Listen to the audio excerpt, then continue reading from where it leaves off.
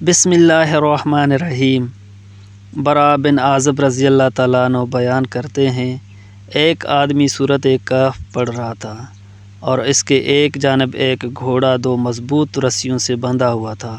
پس بادل کے ٹکڑے نے اس آدمی کو ڈھانپ لیا اور وہ اس کے قریب سے قریب تر ہونے لگا، جبکہ اس کا گھوڑا بدکنے لگا۔ جب صبح ہوئی تو وہ نبی صلی اللہ علیہ وسلم کی خدمت میں حاضر ہوا اور آپ سے اس کا تذکرہ کیا۔ آپ صلی اللہ علیہ وسلم نے فرمایا، وہ سکینت تھی جو قرآن کی وجہ سے نازل ہوئی تھی۔ دوسری حدیث مبارکہ میں ہے، نواس بن سمعان رضی اللہ تعالیٰ عنہ بیان کرتے ہیں، میں نے نبی صلی اللہ علیہ وسلم کو فرماتے ہوئے سنا، قرآن اور اس پر عمل کرنے والوں کو روز قیامت لایا جائے گا۔